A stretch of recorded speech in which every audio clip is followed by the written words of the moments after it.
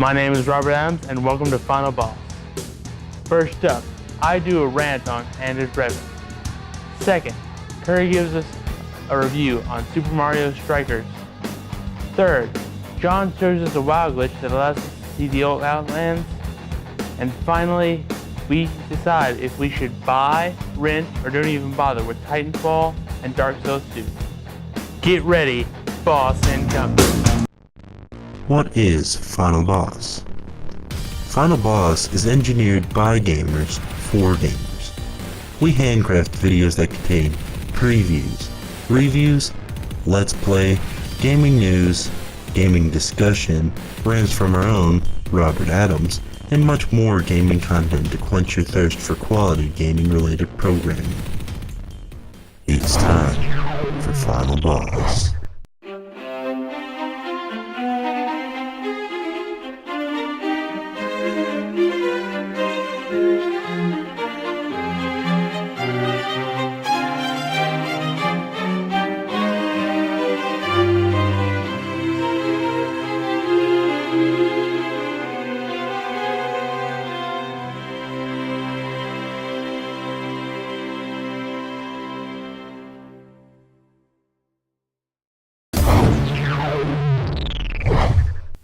Welcome back to Final Boss, and this is Robert's Rants. And today, I take on Anders Breivik. Now, let me give you a bit of a background story on this man. This man killed 77 people on July 22nd, 2011. Now, I'm guessing you're wondering, how is this relevant to gaming? Well, first, he trained himself using Call of Duty Modern Warfare 2. So he's the type of gamer who gives us a bad name. Second, he recently went on hunger strike to get more mature rated games. Now, that's not all. He also is demanding a PS3, a PC, and apparently they do this in Norway, a doubled allowance, which will give him about $98 a week. So let me tell you something, Mr. Breivik. It's prison.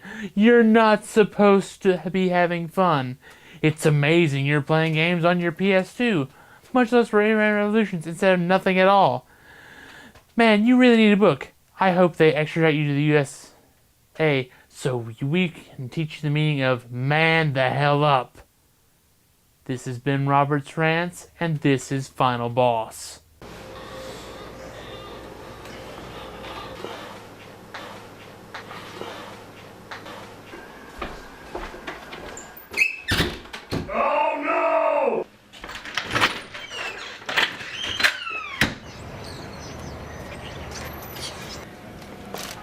Conveniently located on the bottom floor of Ada, the Morehead State University bookstore has everything you need and more. The GameCube era of video games was a great generation of games, and one of my personal favorites off the GameCube is Super Mario Strikers. While I did love this game then, and I haven't touched it in a long time, I decided to give it another go in 2014. But does it hold up to today's game standards? Well, here's my review. When you look at this game first glance, it's pretty simple to see what it is. It's a Mario soccer game. Mario has visited many different kinds of sports, but how did his first soccer game experience go? Mario Strikers is a very simple game, really, with not much complexity to it. You pick a captain for your team, one of the main characters of Mario, and then you pick your sidekick, and you play against another team of a different matchup. Where the game gets exciting is that, while it is a soccer game, it does not play by the soccer rules of you foul someone, they get a free kick and play resumes. No, in Mario's World of Soccer, ice shells, spike shells, banana peels, and more join the fight while you are free to just slam or slide tackle into someone with no repercussion. That is where this game shines for sure. This is no FIFA. There is no strict rules to it, but instead it keeps to the world of Mario and keeps things fresh and, quite honestly, keeps the game extremely addicting. Even in 2014, I'm still saying one more game before bed, and I look up, 5 games have gone by, and it's a half an hour later. The super strikes are still awesome to me. If you are severely behind, you can quickly use your captain's super strike to get a goal worth 2 points and put you back in the game, leading to some super intense games with friends and the NPCs even for a clutch victory in overtime.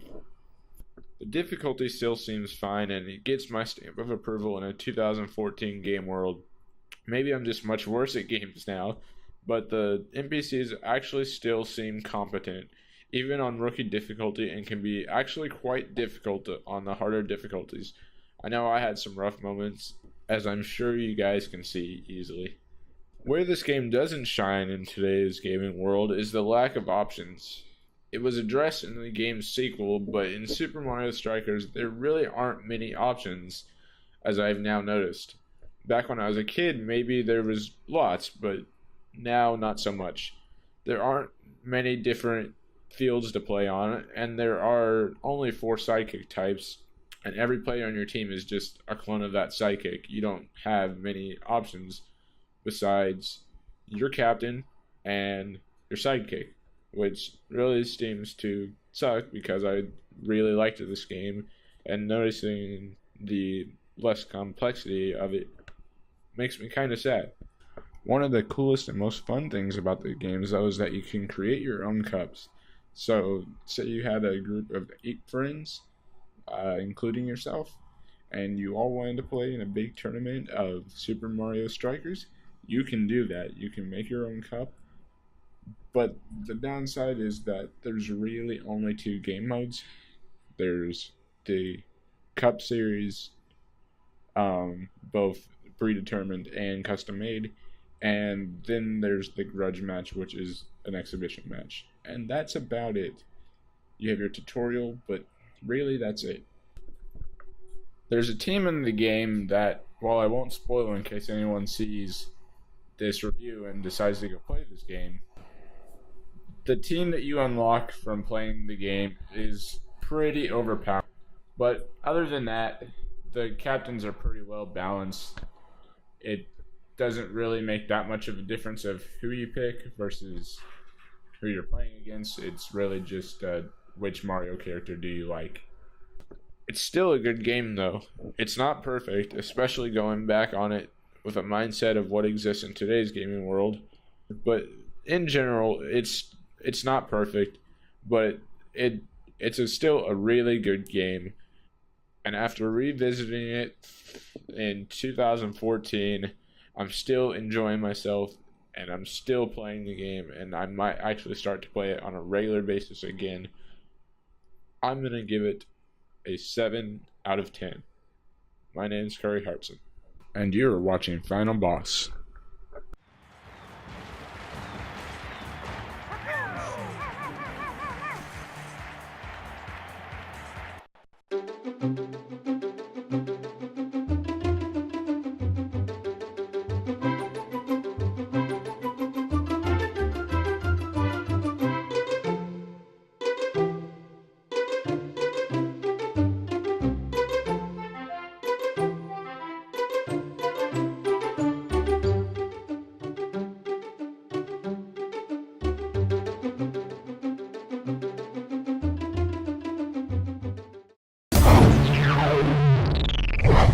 I'm Robert Adams, and this is your gaming news.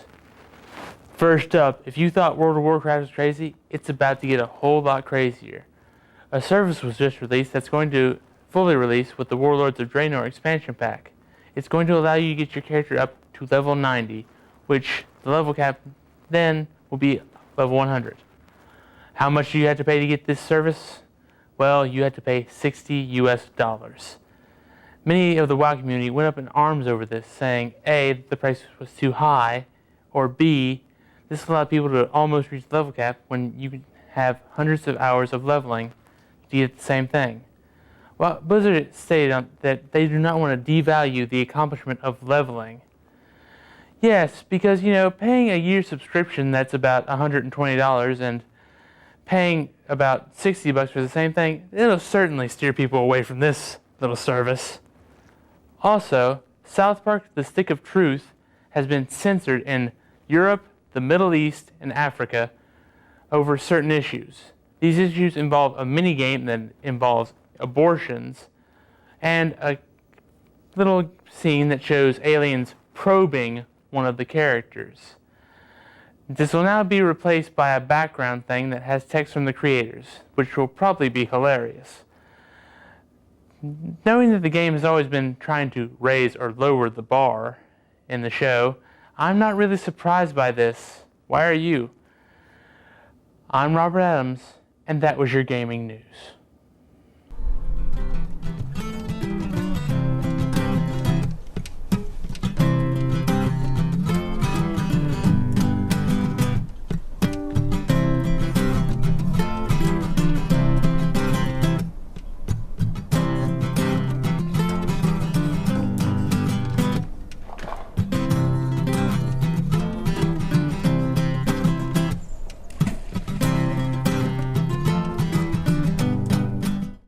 Stop. Before you execute the Old Outlands glitch, make sure you have an Elixir of Giant Growth, a slow fall item such as Parachute Cloak or Levitate, and an ability such as Sprint to help you move faster. Hey guys, John here, and today we're going to be getting into the Old Outlands. We're going to do the glitch where we jump through the wall. As you'll notice, I am sitting in Grievous Gladiator's gear. That shows that this can be done in patch 5.4. Alright, let's get started. First thing we got to do, I can't jump. There we go. The first thing we got to do is we got to run up here like this and cram ourselves into this wall. Note that we are in the Dead Mines dungeon. I believe I have it on normal difficulty.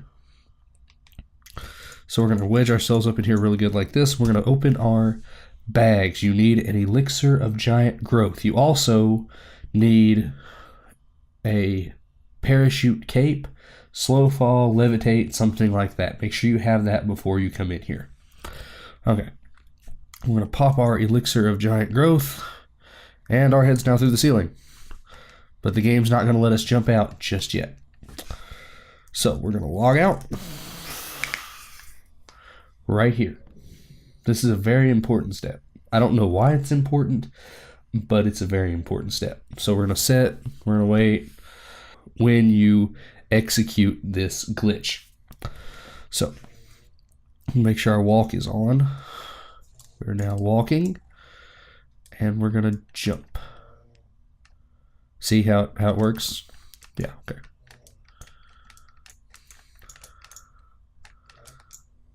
Okay, we're now up on the ledge. We can see our destination down there. This is where it gets tricky.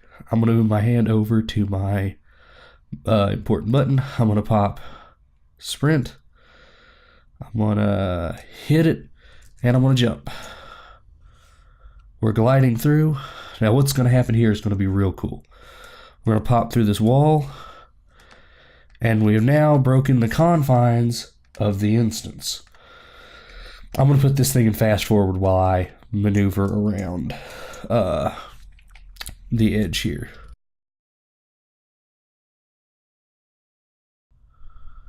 Now I'm going to stop here for a second. This gray stuff right here will not hurt you. I still suggest that you hug the wall as you move around this border here into what essentially is the Nether.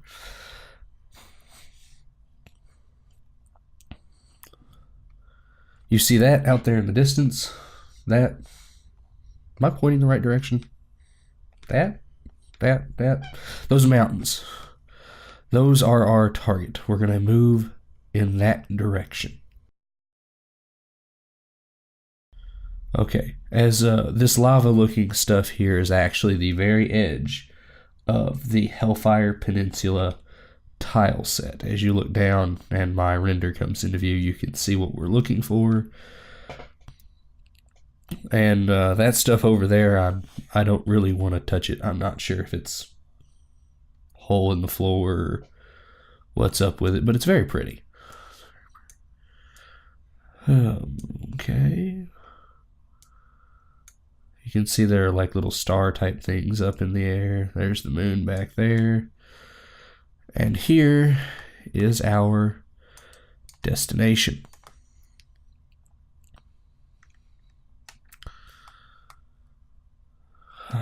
Joyous. We have arrived at the old Outlands. If you look, take a look, see, you can see the stuff that's floating out there. I'm going to zoom in right here to my first person view. We're going to move on up here to this little ledge right here. We can look over into the abyss now. There's nothing down there. There's no reason to jump down there. It looks like they tested like the Ecodome textures and stuff for Netherstorm down there. You can see the trees for the Blood Elf area over here. Again, Hellfire Peninsula tile set in rocks. Hey, that looks kind of cool in reverse. There's the Dead Mines over there because we jumped through the wall. But for now, you can see all the prettiness over here. I'll just leave that there for you. I'm John, and you've been watching Deck Eater Gaming and Final Boss.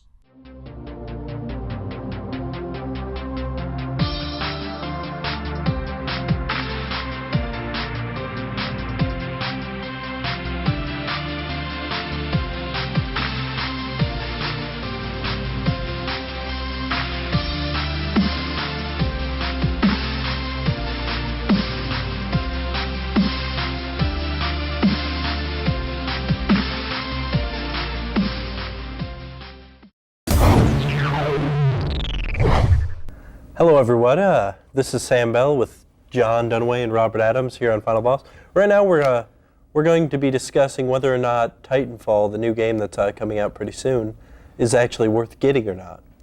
Now from my understanding, it's going to be, as Robert likes to say, Call of Duty with mechs. Well, yeah, I mean, the thing is, it's made by Respawn Entertainment. They're a fragment of Call of Duty. Of Infinity Ward. That's what it was. Literally, it's going to be, I guess you could call it Call of Duty with mechs. So the remnants of Infinity Ward, Respawn Entertainment, are creating this, it's online multiplayer only, and it's going to center around a faction war that moves between ground combat and mech-to-mech combat, and they're calling the mechs Titans. I guess that's where the game comes from. Well, the Titans are like care packages. After a certain amount of time, your Titan drops and you can get into it. I always thought it was Call of Duty with mechs when I first read about it, but now I see it in a different light than I did originally. After a while, you can get the timer to go down by killing other players. That's kind of like a care package in Call of Duty. I can see the resemblance. See, me personally, I feel like this game is way, way, way overrated, and it's not going to do very well at all. It's going to be like the next Call of Duty Ghost. Like, everyone's going to be like, oh, it's, you know, it's so familiar, yet it's so invasive. Yet you get the game, and you play it, and it's a piece of crap. So the thing I'm thinking is it's one of the first high budget releases of the year, so it's going to set it's really interesting because it's going to set a marker that we're going to judge other games this year compared to. And the really cool part is that it's I guess you call it cool, Robert might not be too happy with it. It's a Xbox 360, Xbox One, and PC exclusive. It doesn't bother me that much. Doesn't bother you that much. So, you know, I'm going to try it. Another thing to note, it comes out March 11th on the Xbox One and Windows, and it comes out 2 weeks later, March 25th, on the Xbox 360. So, I see why you want to get an Xbox One.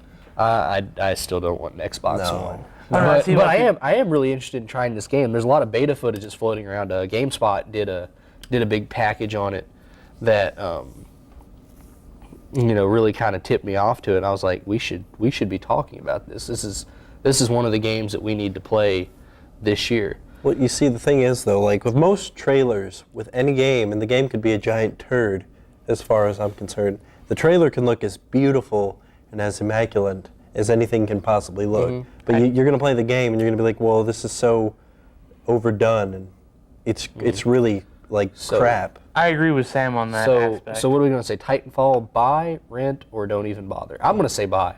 But should we go with rent? I'm going to say rent, yeah. I'm going to say rent just to see what it's like. Okay, so we'll say rent. When we come back, we're going to be talking about Dark Souls 2, and we're going to be weighing in on whether we're going to buy that, rent, or not even worry with it. I'm John, and we'll be right back. Final Boss. Yeah.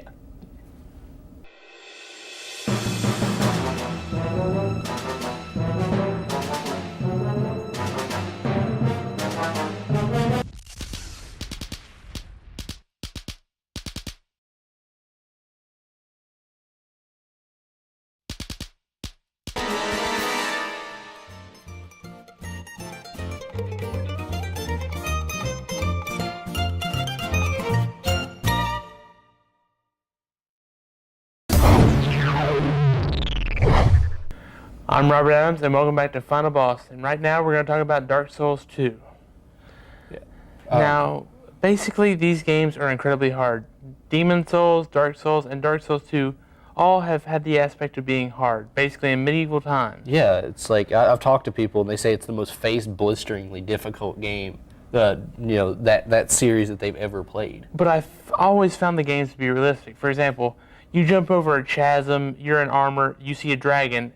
If you don't have a shield and you can't dodge it, you're going to be burnt to a crisp, and then you're going to start back over where you began. Yeah, it's punishing. It's a lot of one hits. And honestly, that's like the whole allure of that game isn't the fact that you're playing some medieval dungeon crawling game, because that's been done a million times before. Yeah. But the whole premise of the game is that it's incredibly difficult and that there's like hellish beasts. Because I've seen some of the creatures that are in this game, and they're pretty scary looking. And it goes with a lot of the standard fare. I know you can do like as in Skyrim, you can do like backstab builds. Yeah.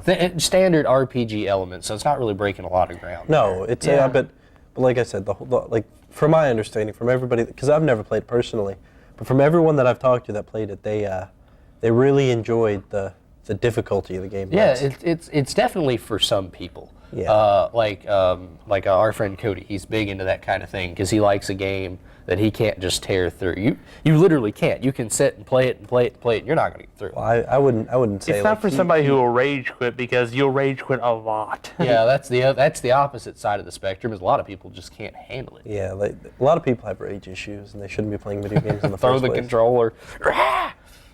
Not so much. Thank you. I might actually play this game because I like a bit of a challenge. I can't stand something that's too easy on me. See, I enjoy the motif that era. I like to kind of put myself in that spot and have to really think out what I'm going to do and plan a little bit, because it's not like Skyrim. You can't charge at these guys and really go at them, because they're just going to smack you out of the way. Well, earlier in Skyrim, that's what happens. Like if you're level 1, Dragonborn in Skyrim, and you go running after a giant, it's going to club you once, and you're going to go flying, 70 feet in the air. You're going to defy physics. And that'll be all she wrote. Kind of like getting incinerated by a dragon in Dark Souls. Yeah. I don't know. This one's a tough one for me, because like I said, I like a challenge, but I don't know if I want to commit the money to buying a game that I almost can guarantee myself is going to frustrate me. Well, I mean, see, that's the thing. That's why you start off with Dark Souls 1, because from my understanding, right now, Dark Souls, is it Dark Souls? It's Dark Souls. Dark Souls. There's a lot of dark games out there. But it's right now it's actually on Xbox Live Marketplace for like $1.50, because like Xbox having great sales. Well, so what do we think in Dark Souls 2? I'm going to give this one rent. I'm gonna personally, I'm not even gonna bother. You're not even going to bother? I would buy, because it's going to take me many, many hours to even consider. So you think it's a good purchase in that regard? Yeah. Well, we'll be right back. We're going to be looking at my segment. We're going to glitch through a dungeon wall in World of Warcraft and view a hidden area. Stay tuned. This is Final Boss.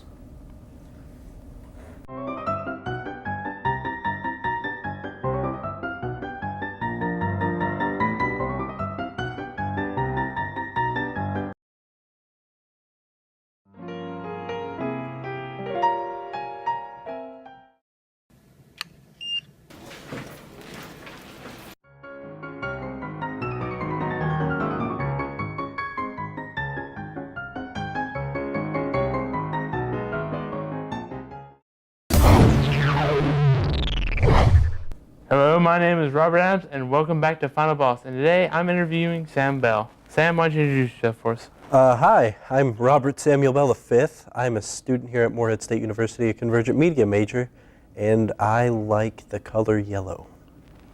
Okay. So, what type of games do you like to play? I like open world, destroy everything and kill everything that you could possibly think of. Games like, Saints Row, Ratchet and Clank, etc. What was the first game you can remember playing? The first game that I can actually remember playing was Kung Fu for the NES, which is a game that you played as this guy who is trying to rescue his girlfriend. It's a little cliche, but you get sick Kung Fu moves, so it's pretty neat. I see. Was it fun for you, easy? It was not easy, actually, but it was incredibly fun. It was like Mario with Kung Fu. Okay, well, we're going to have to wrap that up here. Stay tuned.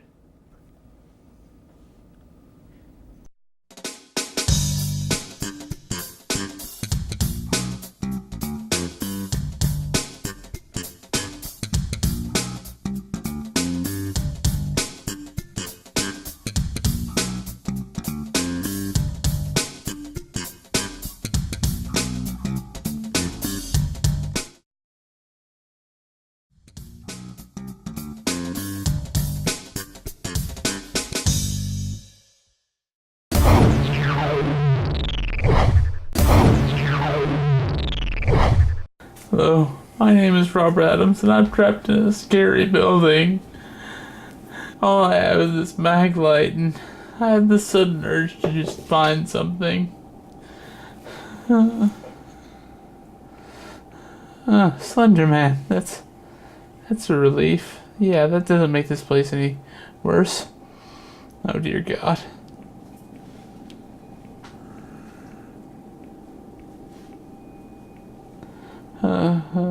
Oh dear.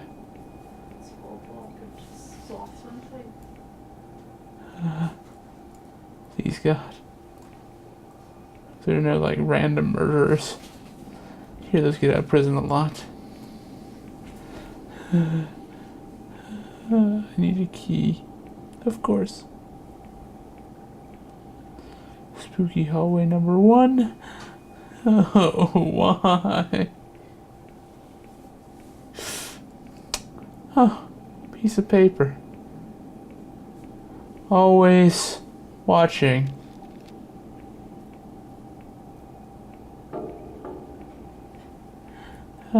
These people.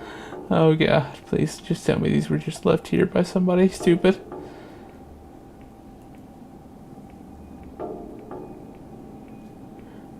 Oh, the dark, scary room is just so comforting. Ooh, another piece of paper.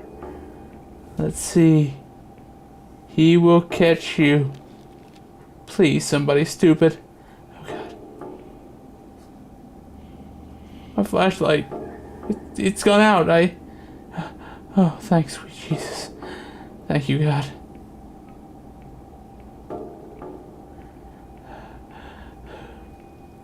Okay.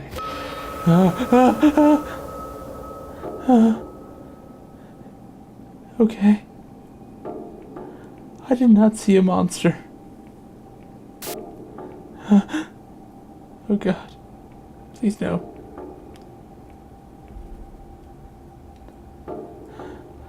Okay. Oh, I don't want to look behind me, but I have to. Your last name is Adams. You can get out of this. Yeah. Oh, another piece of paper. No. I am not going to look behind me. I'm just going to look down. And all around. Okay. Okay.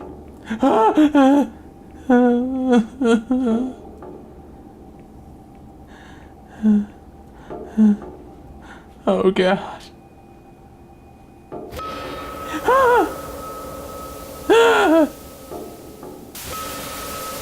Oh God.